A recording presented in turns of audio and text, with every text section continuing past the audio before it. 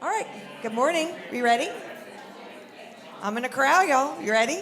There we go. Okay, good. I want to make sure that we stay on time, so I'm just going to go ahead and quickly turn things over to Amber Guyton for our session number 2 on Get Down to Business. Thank you so much. Yay! Good morning. Good morning. How are you all doing today? Good. This is a packed house. When they told me what the RSVP count was, I was like, oh, okay, so all right. So a little nervous, but excited to be here. When Dwayne spoke earlier, and he was like, how many people are going to High Point? A good bit of people raised their hands, and I'm headed there tomorrow too. So it's an honor to be here to speak with you all here in Atlanta, here at ADAC before the busy weekend in North Carolina. So today I am going to be talking a little bit about authenticity and how you can be your authentic self in your business. A lot of what Dwayne spoke about, some of that will be infused in here, but I think the biggest takeaway that I would like you to walk away with today is what sets me apart, what sets my business apart from everyone else's. So my hope is that although I'm going to be talking a lot about my own journey, that you will take some things away from it that you can apply to your own. And so let's just jump right in. And I also heard what's keeping y'all from, it's just me and lunch, right? So I don't want to, if you get bored, it's okay if you're a little hungry. But yes, so here's the presentation. I've called it Ignite Your Influence. So for those that don't know, I am an interior designer, but I'm also a content creator. I'm also a product designer and a couple of other things. We were talking a little bit about building the umbrella of your businesses. I'll get into a couple of those that I do. And so yes, ignite your influence, growing your business and brand with authenticity. So this is me. I was born and raised in South Carolina. Any South Carolinians in here? Oh, boo. Okay. Well, that's where I'm from. I graduated from the University of South Carolina. I wanted to be a journalist. I wanted to write for magazines and newspapers, so I was a journalism major, and then I changed to advertising because it was 2004, 2005, right before a lot of the print media started to shift to digital. And I love commercials. I'm one of those people that watches the Super Bowl more so for the commercials than anything. And so being at an ad agency representing brands, building commercials, that was something that I wanted to do. And then I moved to Atlanta the first time, and I got my MBA at the University of Georgia. So I'm a diehard Gamecock fan, but I'm also a Georgia Bulldog. One is having not so great season, the other is figuring it out, and hopefully get to the playoffs again. So my career after getting my MBA, I worked for several different companies in corporate and tech, mainly in financial services. So I moved to San Antonio, Texas in 2015, and I worked for USAA, and I was in a lot of different roles there. Oh, there's USAA fans? Okay, yay. We put our members first. And so serving the military members and their families with financial services and different products. I was there for 5 years, and while I was there, I started a blog called Blessed Little Bungalow. And then a little more about me. I love color, I love pattern, I love Southern culture. I've got a dachshund named Ralph that's 17 years old. Let's see what else. I like collard greens. I'm left-handed. I'm a Virgo, a bunch of other stuff. But more than anything, I express my authenticity by helping people fall in love with their homes. So Blessed Little Bungalow, how did it get started? So when I moved to San Antonio to work for USAA, I sold my townhome that I had in Atlanta when I relocated, and I moved into an apartment temporarily, and I was like, oh, I need a house. I can't do this again. So I lasted 6 months in an apartment, and then I bought a house. It was a 1948 renovated bungalow, 3-bed, 2-bath, and it was in this area called Balcones Heights in San Antonio, Texas, about 6 miles from the headquarters for USAA. And so I closed on the 28th of December, so right after Christmas. I moved in the day I closed. For those of you that bought a house, how many people move in the day they close? Oh, okay, so there's other people. But I was just like, okay, signed, let's go. So I jumped in and I moved in and I designed and staged the entire house in a week. Because I'm crazy. And so I did that, and then my family and friends came, my mom and sister and my nephew, who was a baby at the time. He's now 10, and my best friend from high school and one of my best friends from college came to visit me. And they were expecting to unload boxes and help me unpack, and they just see art on the wall and the perfect pillow and blanket on the sofa, and they're just like, girl, what? We were expecting to help you. And so my mom looked at me and she said, so when are you going to do this for real? And that stuck with me because she had always thought that I was going to be an entrepreneur. I wanted to be that girl that climbed the corporate ladder, became a CMO one day, and she saw more for me. She thought that I'd be an entrepreneur. She always knew I'd be a creative. I was that kid that painted their room 3 different times in my childhood, always loved making the bed and rearranging furniture.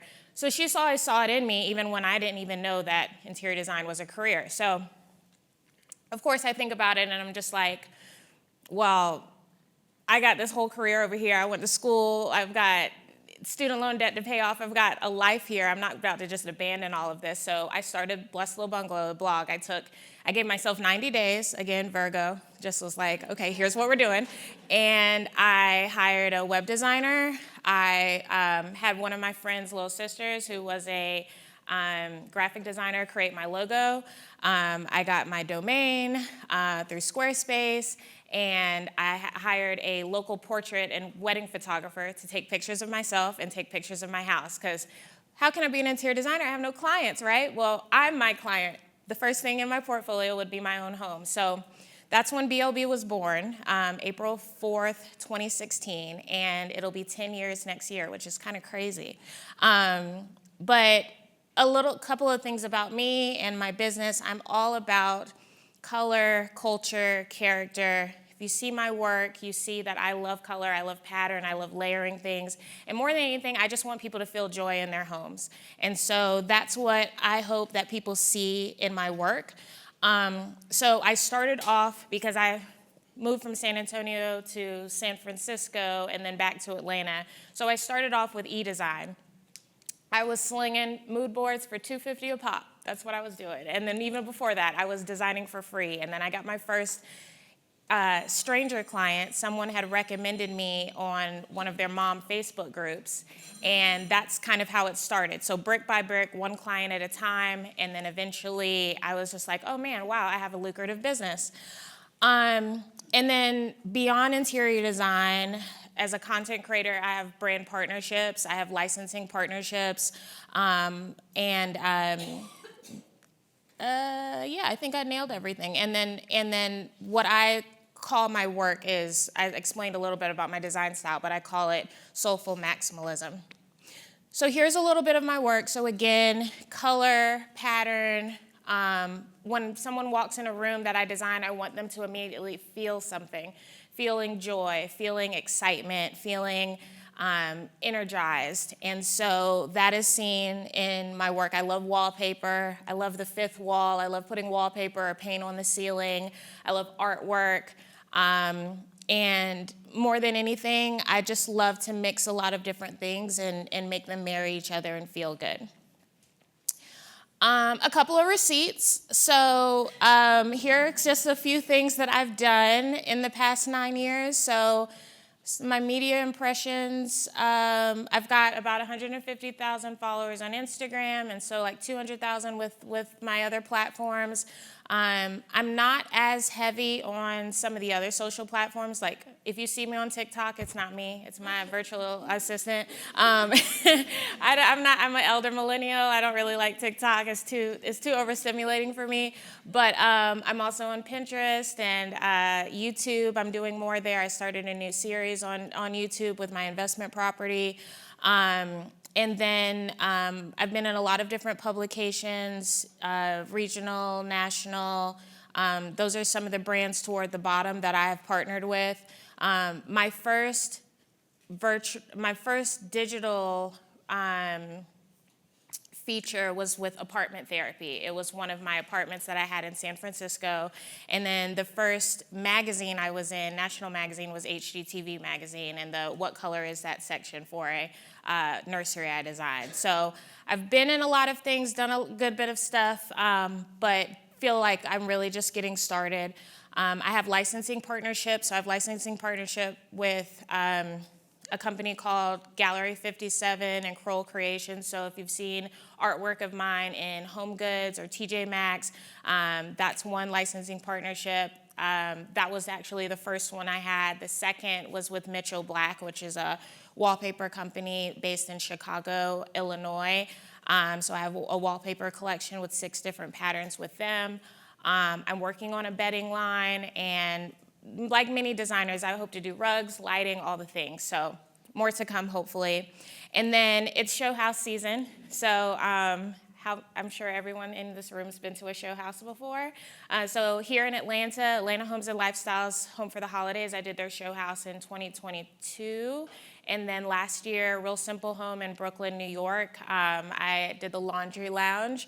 And then this year, I was in the House Beautiful Whole Home in Austin, which is closing this coming weekend, but it'll be on newsstands next month in the November, December issue. So Whole Home has been really fun this year. Okay, enough about me. So here's what we're going to discuss today. I have 8 different points I want to walk through, but before we jump in, I want to tell you a bit of a disclaimer, right? I am not an expert. I am not an expert in interior design. I know that's what title I use, but I'm not. I am not an expert in content creation or social media. I am not an expert in anything except my own story. I am my best case study. So I can only talk about lessons I've learned, things I've done, and hope that you take bits and pieces from them. So when you see this agenda, I have who is your brand, what are your goals, identify your audience, qualify your clients, know your numbers, write your plan and pivot, build your community, tell your story. What's the common denominator in all of those? You. You are in the middle of all of those things. So as I'm going through this, I want you to think about, as I'm giving examples of my work, I want you to think about your story and the things that you can apply to your business. And so first on the list, who is your brand? Now you might not know this, but it's not just important to understand your business. It's important to define and understand your brand. Who are you? What is your business about? What are you trying to accomplish? Who are you trying to serve? What do you stand for? So for me, from the very beginning, I was that girl that loved to go to Home Goods and then find things online and like, oh, $5,300, absolutely not. And then find it for a cheaper price elsewhere. And so when I first started, my brand was really like about affordability and finding beauty in things, but fitting it within my client's budget. And over time, that translated to, well, I just want people to feel happy at home. Especially during the pandemic, I had so many clients that just had to stick in their homes and just didn't feel like safe or didn't feel like their home reflected them. And so I want people to feel good at home, and I've wrapped that in a bow over time, and that has become like what my business is known for, what my brand is known for. So how many of you have heard of a value proposition? Okay, so most times brands have value propositions like Mercedes-Benz, for example, the best or nothing. So they have excellence as their highest, like that's their slogan, but that's what they're about, the excellence of their product. So I want you to write by the end of this week a value proposition for your business, for your firm, for you as an individual, what you bring as an interior designer to your clientele. This is something that I learned in advertising and in marketing, but also something I feel like every entrepreneur should figure out, because when you're sitting in a room like this where everyone is doing the same thing, like everyone's an interior designer, what's going to make you stand out to that client, that family, whomever is building a new home or renovating or just wants some touch-ups to their home, what's going to make you stand out from the rest?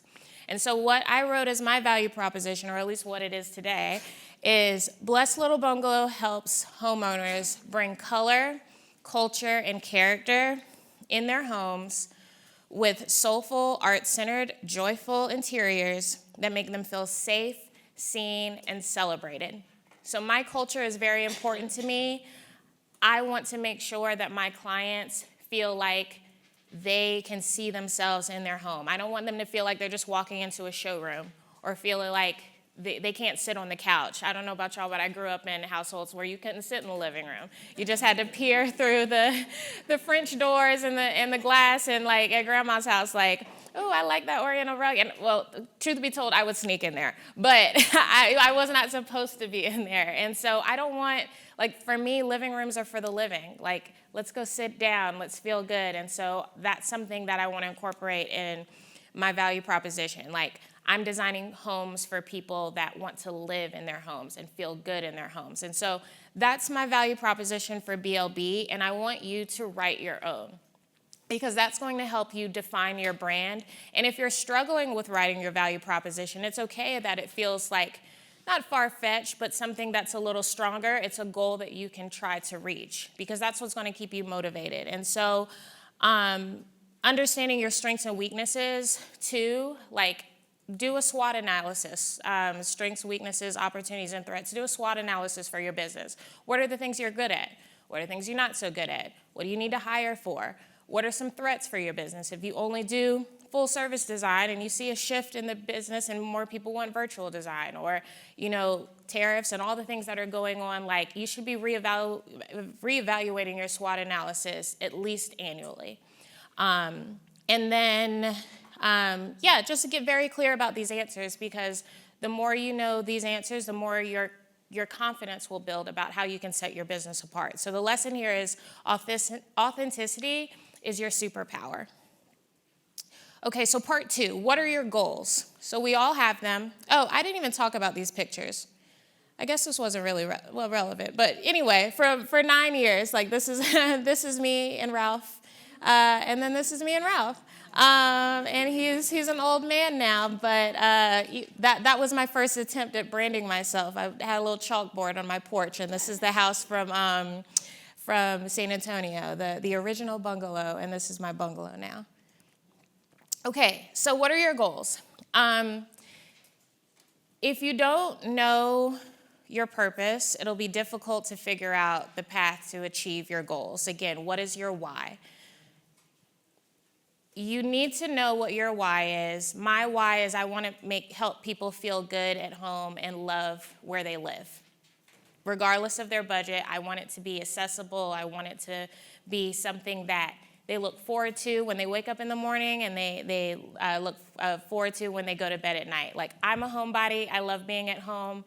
Whether you're at home 5-10 minutes a day or 5 to 10 hours a day, I want you to feel good there. And so sometimes goals can feel like giants, but every step forward matters, no matter how big or small. So when you think about your own goals for your brand, whether that's short-term,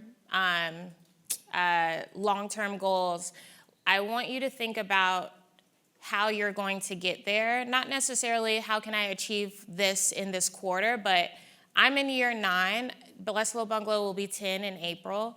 And a lot of the things that I've achieved is because I put things in place, or I took baby steps to get there. So for a couple of examples,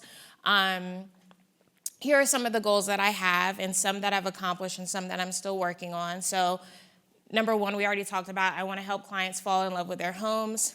I want to build and create a distinct quality community. So I've done that in Blessed Little Bungalow for Instagram. That was the first platform I really invested my time in, and that's where my largest audience is. That's where I go to vent about things in my stories. That's where I go to share my before and after pictures. That's kind of like my home base. So I've built my strongest community there because I've spent most of my time there, and I've been very intentional about that.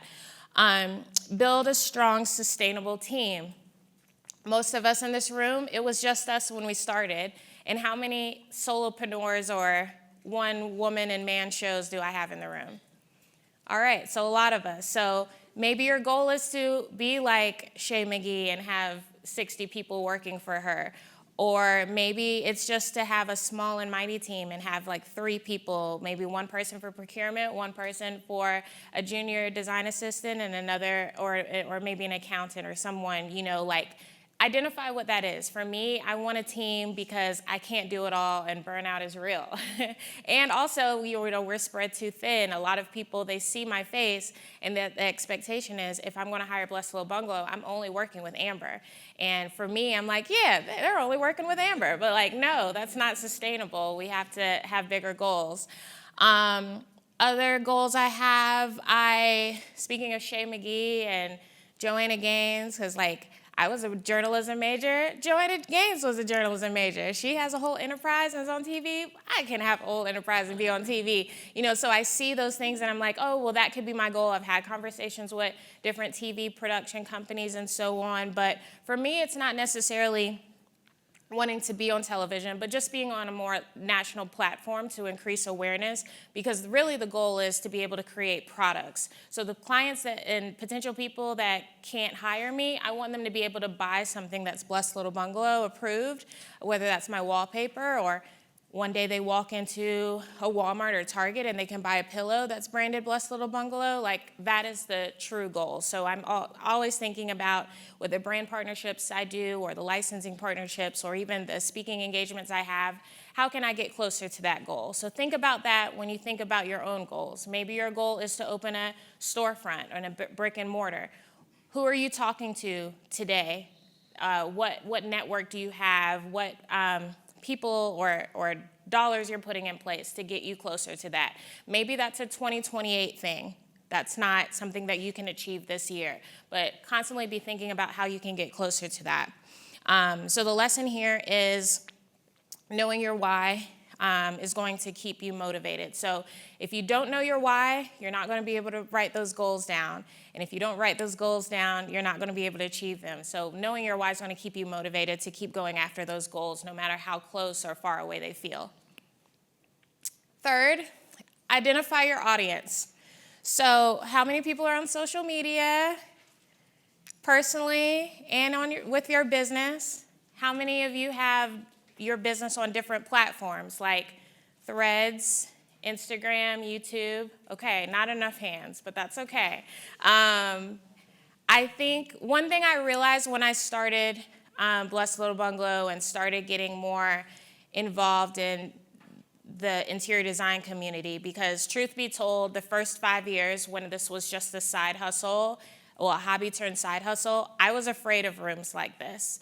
I was afraid of going to High Point. I felt like, oh, you're not a real interior designer because you didn't go to school for this. Or you haven't been on this national platform, or you haven't done a show house, or you haven't been hired by that one celebrity, or you don't have a client budget this size, so you can't be in these spaces.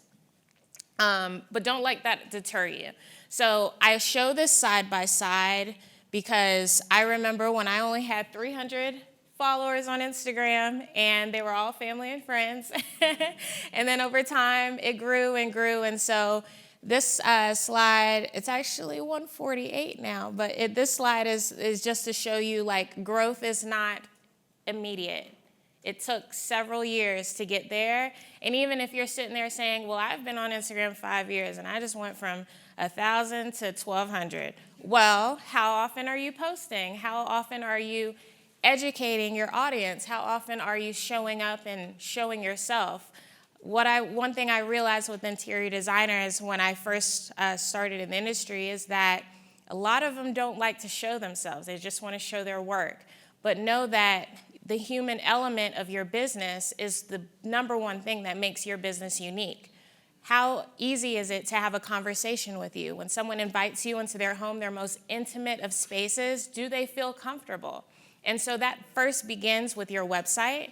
That begins with you on social. And even if it's just you making sure that you have a new headshot taken every 18 months, that alone, like having that, that's still content. You don't have to get up and dance and do all these things on social to feel relevant. I know sometimes a lot of pressure with the algorithm and all the things make you feel that way, but you don't. You have to show up as who you are, and as you do that, those clients, those people that want to work with you, they are watching you, whether they like your posts or not, because when the opportunity comes, they're going to send you that inquiry. So make sure you're showing up there and you're showing up well.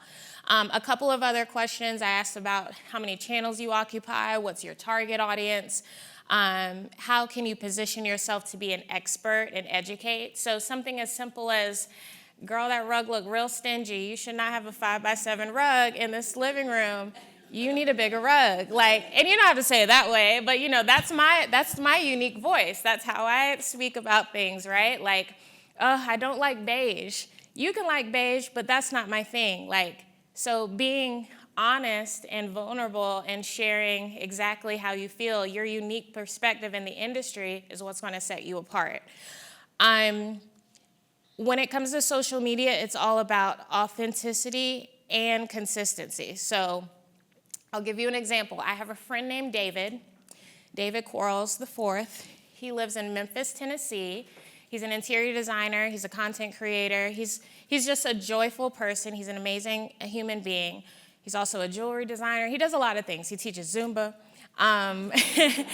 And David posts on Instagram. You should follow him, David Quarles IV on Instagram. And he posts like clockwork every Monday, Wednesday, and Friday at 10 a.m. Eastern. He's in Memphis, so it's 9 a.m. Central, his time. And so he's training his audience to look for him then. That's when he shows up. He's consistent every time. And then if there's anything else, like if he posts something on Thursday about this event he went to, or he gets inspired to post things in between, sure. But that's his consistency, and that's going to keep the algorithm working in your favor. Well, we can't predict the algorithm. However, you're going to be seen more the more you post. Now, I'm not telling you have to post 8 times a day, because I don't do that. I've actually been kind of slack lately and have not. I usually try to post every other day, but make sure that you're at least, if you're not going to post, you're at least on your social media engaging. So if someone asks you what paint color that is, don't gatekeep. Tell them what paint color it is. Somebody says, "Oh my gosh, that's beautiful," respond and say, "Thank you so much. I appreciate your support." It's really simple, and you don't have to be on your phone all day. I am very anti-screen time. I have one TV in my house, but if you put on your calendar, your Google Calendar, these 20 minutes a day, I'm going to be responding to posts, or not just people that are replying to my posts. But I'm going to scroll and support other interior designers, support other brands, and engage on their posts too, because that is helpful as well. It's not just about you. And so quality over quantity. Don't feel like you have to just post to be posting. Take some time, whether you need ChatGPT's help or not with captions, take some time and be thoughtful about what you're posting. And those quality posts, a lot of times, people are like, "Oh, well, what do I post? I don't have a videographer or photographer that's following me around." Next time you're doing an install, put your phone up on a tripod and do a time lapse. And you're going to be working, doing whatever for an hour or 2 hours. Take that time lapse. It turns into 30 seconds.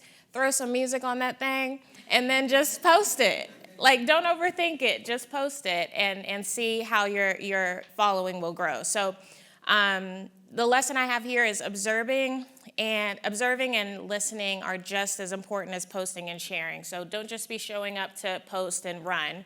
Don't post and ghost. You need to post and engage, and you need to listen. And knowing your audience is going to help you understand what to post and what not to. So we talked about our audience. Part 4 is qualify your clients. So number 1 lesson, if you don't learn or think about anything else today that I've talked about, your audience and your followers do not equal clients. Everyone that follows you can't afford you.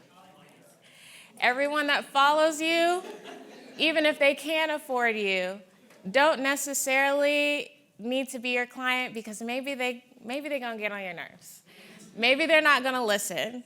Maybe they want to, I don't know, you get this discount, why don't I get that discount? Or, well, my sister said that this wallpaper is your sister paying me? No, she's not. You pay me, you listen to me, you're hiring me as an expert. So there's a lot of reasons why you shouldn't think that whoever is following you is a good client. You want to qualify those clients. So the same way that we wrote a value proposition, I want you to sit down and write down, who is your ideal client? What do they look like? For me, I've got a couple different types of clients that I've had over the years. And so what we call these in marketing are buyer personas. How many of you are familiar with that term? Okay. So what a buyer persona is basically you making believe, or you can use actual clients if you wish, to you playing make believe and saying, hey, these are the types of clients that I attract. Maybe these certain clients are not ideal clients, so you can pick and choose the things you want to add and take away. For me, they usually fall into 4 categories, maybe 5. You really don't want like 20 personas. You want to narrow it down. So the first one for me is that single professional, that person that just got their big girl job and they are moving to the city of Atlanta and they don't want to be in an apartment, so they are a first-time home buyer, or they just bought a condo and they've got money to spend and they don't know what to do, but they like you and they follow you and, hey, Amber, I want to set up a consultation. That's probably my biggest, that's been my biggest client over the years. Second is that person, but they're married and they have children. Maybe their household income is like $350 for a year. Maybe they've bought a house before. Maybe they're blending 2 different homes. The boyfriend lived in this condo and the girlfriend lived in this townhome, and now they're moving out of the city and they're going to Sandy Springs, or they're going to Powder Springs, and they're getting a 4-bedroom whatever house, and they have a child or they're expecting another child, and they just don't have time. They're busy professionals, so they love to entertain, they love to go travel. That's another big category for my clients, that family household. In the past 2 years, a new persona has developed, and that's that investor, builder / developer. So I have been playing in the space of like spec design for some builders and some people that are flipping houses, but they want an expert opinion. They want a designer, someone with an eye to come in. So that's a different persona. They're looking for different things. They're not as emotional, but they're looking to save money. So their priorities are not the same as number 1 and number 2. And then number 3, I've had some celebrity clients, people that are high profile, people that want you to answer the phone all the time, and they're very needy. I don't have a lot of those anymore because I've chosen myself over those people. But they exist and they're still there. And as my popularity grows, I'll continue to get those phone calls. So like if I'm going to entertain that buyer persona, what are the qualifications that they meet? What dollar amount is needed? What contract, because they love to redline a contract. Nope, this is my contract. These are the things that they want and don't want. Maybe for them it's they want you to sign an NDA, or they don't want you to take photography of their home. Then that's up to me to say, no, I'm only as good as my last project. I need to photograph my work. I can keep your identity anonymous, but it's my work, it's my IP, I want to photograph it. I'm going off on a tangent, but that's the fourth. That's the fourth area. And then I would say the fifth is like people that aren't necessarily my clients. These are people that are followers that want to buy my product or support me in purchasing wallpaper and so on. So that's the other persona. So I break that down for you, and this is a template that might help you understand like what that buyer persona looks like. So for each of these buyer personas, knowing these different knowing this information. What are their challenges and pain points? What are their motivations and triggers? What job needs to be done? What's their desired outcome? For a lot of clients, for me, it's, I don't have time to do this. I trust you. I like your work. You do it. Go. Here's the credit card. Here's the check. Go forth and conquer. Like that is something that I need to be aware of, because as their desires and concerns and hesitations and things change, I need to change my business maybe. I need to change my approach. I need to change the conversations I have during consultations in order to meet those needs and make them feel confident about the path forward. They're spending a lot of money with us. They're inviting us into their most intimate personal spaces. We need to make them feel comfortable in doing that. Hesitation. So for some people, they might feel like, well, I've spent a lot of money on furniture before, but I've felt buyer's remorse. I've rushed and bought that sofa and it couldn't be returned and I hate it. So like understanding what their concerns are helps you have a better conversation with them. Things they're influenced by, obviously social media, different showrooms, Pinterest, all the things, and then decision drivers. I have a lot of clients where the woman is hiring me, and then the husband might or might not show up at the consultation because they're like, oh, whatever, he wants to do whatever. Like, no, if they're holding the wallet or if they are living in the space, then they need to be a part of the conversation. Otherwise, they're going to be an external decision driver because you're not able to have a conversation with them directly. So knowing all of these things is important. And then I talked a little bit about boundaries, but not everyone is your client. Learn to say no. I know depending on the economy or the state of your business, that might be kind of difficult. But there is never a client that I saw or felt a red flag from that I said yes to. There was never a bad quote unquote client that I've had that I didn't see a red flag and ignore. So make sure you're not ignoring those red flags and say no, have the courage to say no and take that weight off of you. And then last for the lesson here is knowing who isn't your customer is just as important as knowing who is. Okay, I want to leave some time for questions, so I'm going to fly through these next two. Know your numbers. Dwayne talked a lot about your numbers in regards to finance, so I don't want to be repetitive with that. But some of the other numbers that you need to know, we talked about sales and conversion rates, revenue, expenses, profit, debt, all that in the last session. So know those. I meet with my bookkeeper once a month. I'm in constant conversation with her. I meet with my CPA quarterly as an S Corp. So be in the constant know of that, of your numbers. A couple of other metrics you need to know at all times: your website, your audience on social media, your engagement and clicks. I live in my insights tab in Instagram. I'm constantly looking at where people are following me from. Strangely enough, New York is one of my biggest cities. I'm like, I go there for work a good bit, but that's it. So Atlanta's second, then LA and Houston. I've got also quite a bit of non-US followers too. The age demographic that you see there, I'm a millennial. I called myself an elder millennial earlier, but I'm a millennial, and so most of my followers are too, 45% or 35 to 44. I'm African American, so it's not a surprise that 65% of my followers are also African American. And then you see the breakdown of my followers per platform. And then I'm constantly looking at TikTok. I've been investing more time in my YouTube, understanding like, okay, this video was 32 minutes.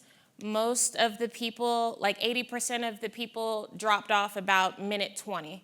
So that tells me that, okay, I need to maybe do some shorter long-form videos, excuse me. So looking at your metrics helps you understand and optimize the content that you're putting out. So if you know that hey, Instagram has reels and they're pushing reels, but most of my followers aren't watching more than 15 seconds of these 1-minute videos, then let's speed up the videos. Let's do shorter videos. Like, constantly be looking at that so you're understanding what you need to change and modify so your engagement can increase. Same thing with my website. I used to invest so much time in my blog, and I also have a newsletter that pushes out some of the blog posts. But less and less of my audience are reading my blog. There are still enough people there that are, but I'm now adjusting how many blogs I post. Like, I used to post like one blog a week. Now I'm posting maybe once a month or once every other month, because my time is better suited and better spent on other things and other platforms based on that shrinking audience there. So know those numbers. I have on here, you may think you know it all, but you can't do it all. So hire experts. So now I'm at the place in my business where I have a PR agency, where I'm talking to different talent agencies about possibly taking some of the brand partnership stuff off of my plate.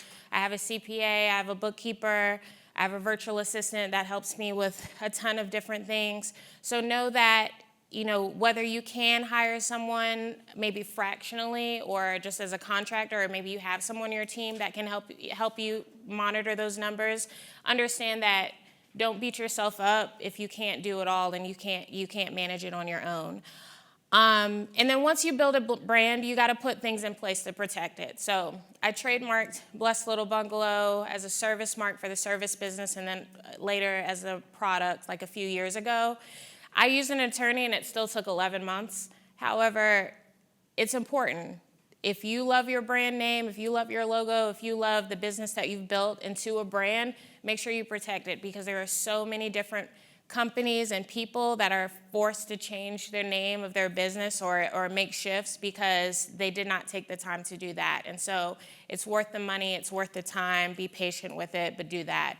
And then insurance and all the other things. So lesson here is manage your metrics or they will manage you. Just like money, you gotta have as much control of it as possible.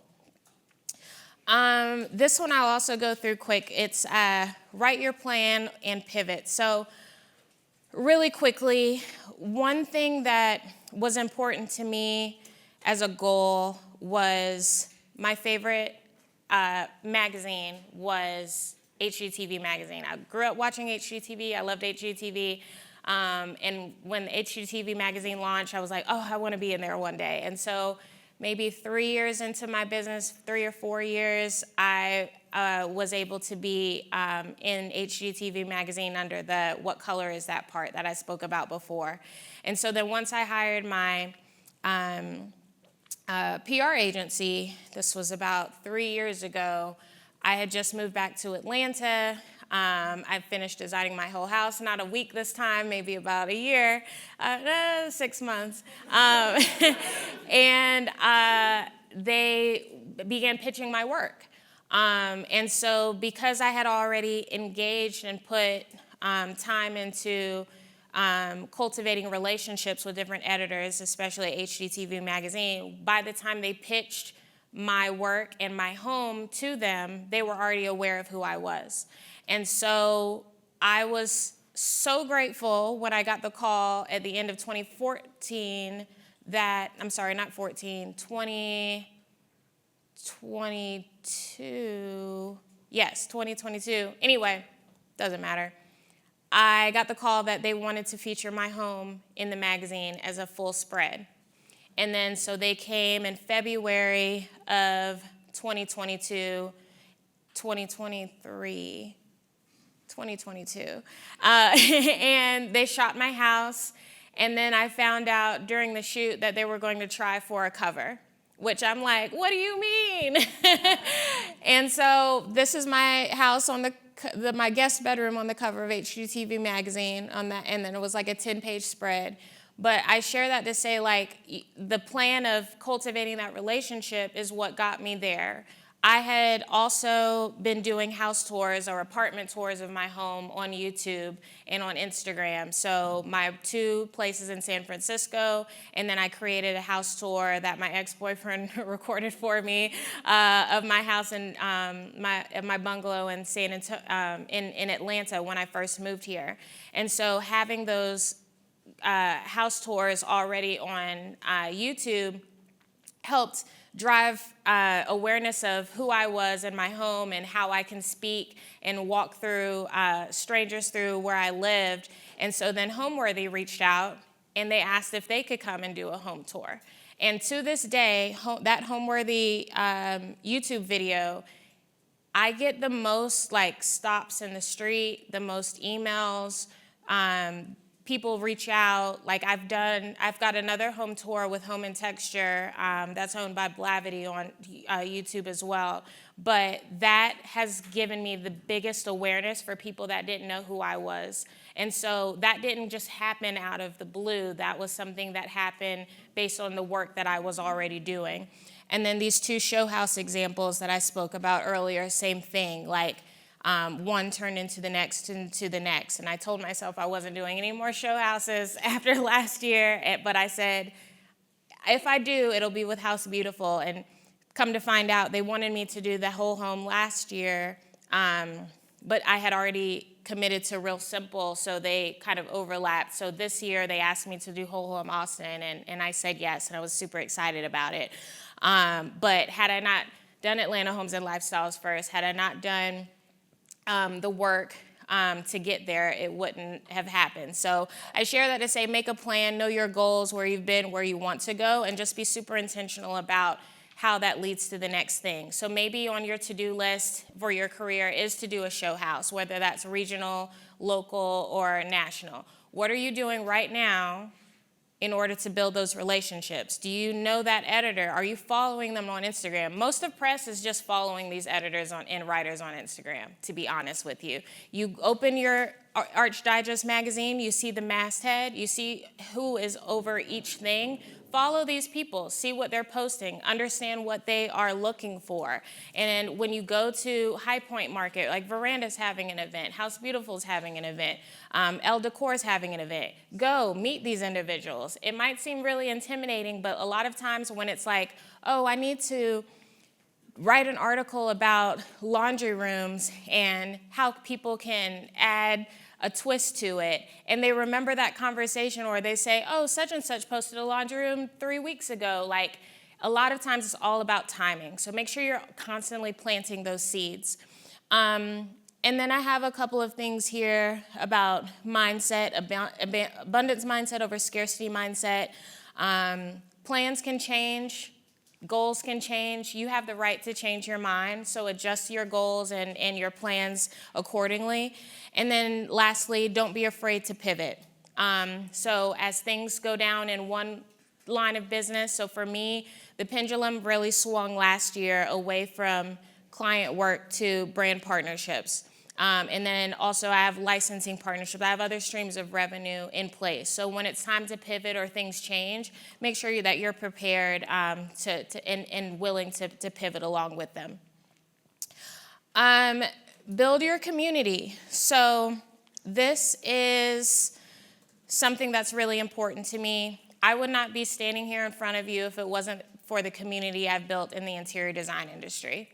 There are so many people that share the same pain points and woes and challenges that you have. These people that are sitting to the left and right of you, these are the peers that you need to build relationships with. I think it's very easy to go to High Point and see Nate Berkus or whomever on the stage and be wanting to talk to them and take a picture with them.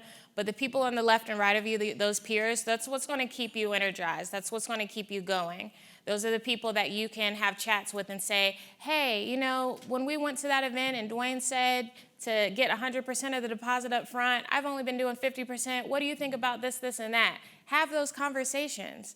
Be able to pull from your community to understand what works, what doesn't work.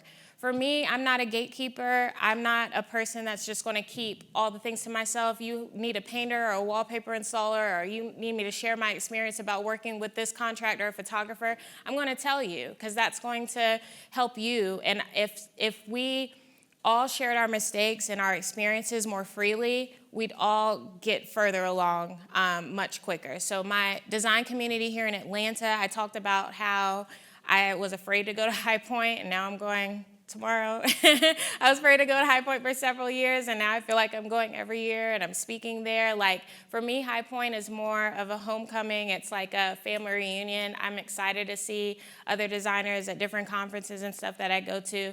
So I encourage you to build community, because that's going to keep you motivated and keep you going. And the lesson I have here is a rising tide lifts all ships. The more we all know, the more we share our rates, the more that we collaborate, the better off we all are. So the last part 8, tell your story. I wanted to share with you a video that I created. So once you think about all of the things that you have put together for your business, when you think about your clients, when you think about who your audience is, when you think about what your brand is, when you define that those buyer personas, I want to challenge you, after you've written the value proposition and done all those things, I want you to write what you believe your elevator pitch is. I want you to write or produce a video or even a caption introducing yourself, reintroducing yourself to the world, to your audience. And so this is a sizzle reel that I produced with my videographer for PR purposes, but also other things that is an easy introduction to who I am. So if someone never got on my Instagram or visited my YouTube or have heard of me, I believe that this video kind of encompasses my design style and who I am. So I think, AV, are you gonna press play? Okay, cool.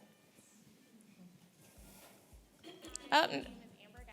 I am an interior designer, content creator, and the founder of Blessed Little Bungalow.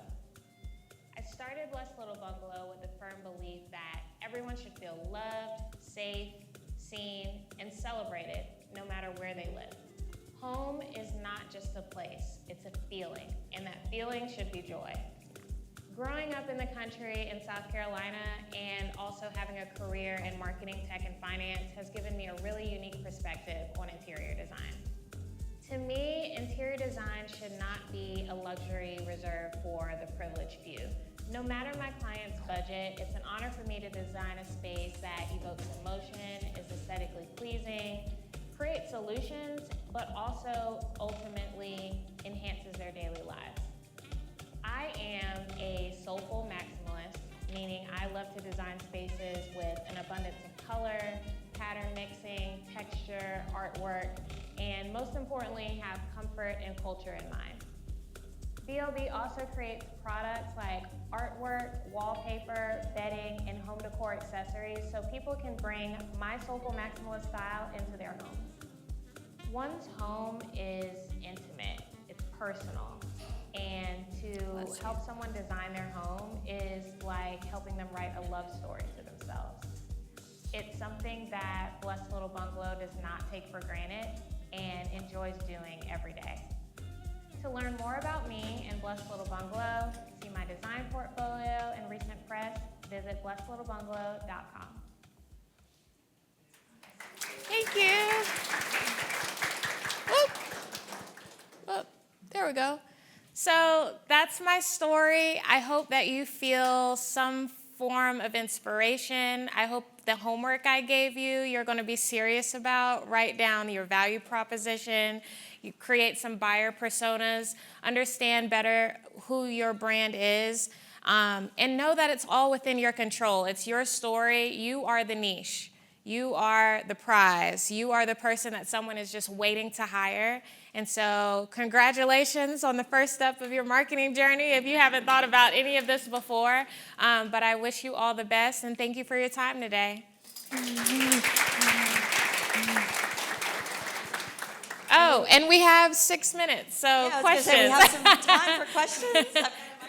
Sure. You guys got some questions?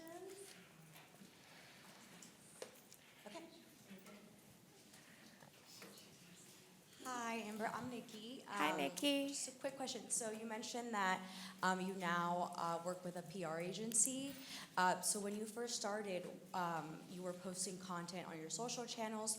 Were you just hoping that those that press would find you, or were you pitching yourself? And then what was that transition to now, like having an agency that represents you? Sure, great question. So I hired my PR agency about 3 years ago. So the first 5 years of my business, it was just a side hustle, and I was a blogger, right? So I was reaching out to one of my biggest publications that I had a relationship with was apartment therapy, because I was living in 2 different apartments in San Francisco after I left San Antonio. And then also in San Antonio, I was published in San Antonio Express News, which is the newspaper there.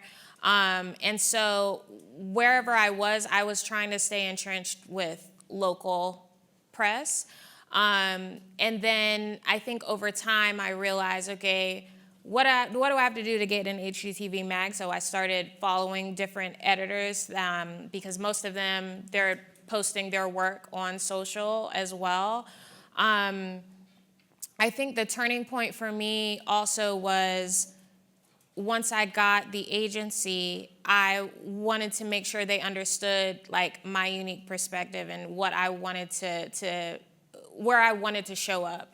So certain magazines that didn't feel like they were a good fit, like Southern Living, like, okay, I'm Southern and I like their magazine, but their traditional style is a little different from mine. So I tried to like help them narrow in on like, here are the publications on my wish list, and here are the things, the unique perspective that I want to share. So I think before you have a PR agency, it's just important to kind of have like those top 10 publications that you want to be a part of. Same thing with show houses. Like, oh, I want to be in Atlanta Homes and Lifestyle Southeastern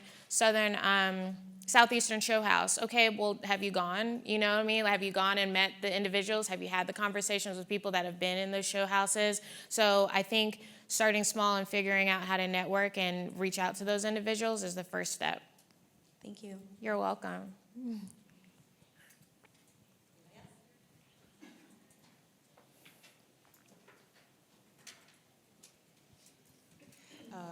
Good morning, everybody. Morning. My question is, as an e-designer, do you think it's harder to show your authenticity? No, I don't. I think that design is design, and so maybe you're not posting as much real like photography of your finished work. Maybe you're posting like the renderings, the mood boards and the renderings, and then you're talking through what that design looks like. What were those decisions and selecting those patterns and that fabric and so on. I think your unique voice is powered by how much of a storyteller you are. So talking about, okay, this space was only a 10 by 10 room and we can only fit a full-size bed and one nightstand and whatever for this teenager, and walk them through the creation of what you have. Now, of course, you know, renderings are only going to be doing so much. Mood boards are only doing so much. The importance of interior photography is super valuable, and I think the one of the afternoon sessions is going to talk about photography and styling. So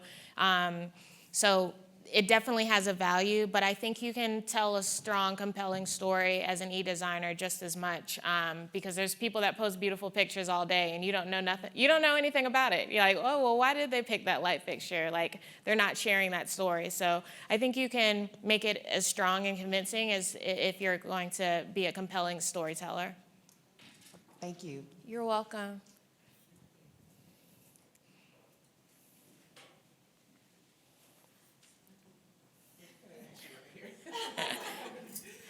Hi, I'm recently pivoting into interior design. I just wanted to know like some tools and resources you use, you know, starting off. Like, did you go to like get a certification, or did you go back to school? What did you do? Like, just those resources. Sure. I don't have any certifications, did not go back to school. I definitely thought about it. I told myself Because community colleges, I know there's a lot of resources in order to achieve that. So when I was in San Antonio, I definitely considered that, and then I moved to San Francisco not long after that. But there are so many resources. There are so many designers that have ebooks and courses and templates that they sell. There's a lot on YouTube. There's a lot of resources with different organizations that you can tap into. I am also the type of person that believes in paying people for their expertise. So I'm not going to pretend to wallpaper this wall, right? I'm going to hire an expert. I'm going to hire the best person. I'm going to go to construction resources and talk to someone there about like, okay, what about this quartz versus this marble in this space? So lean into those different contractors and those experts because there's so much that we can learn. Like I've talked to a bunch of people that, quote unquote, went to school for it, but there's certain things, especially like how to create the business model that works for you and so on. There's a lot of things that you're going to learn just from experience and talking to the folks that know. So I don't knock. I think certifications and going to get the schooling are definitely important, but there's a lot that you can do outside of that as well. You're welcome. Well, thank you. That was fabulous. Yay. Thank you so much. Thank you. Thank you. And I'll be sticking around, so if you didn't get your question answered during the lunch or later on, feel free to walk up. And also, here's my email address and Instagram if you want to reach out. Thank you.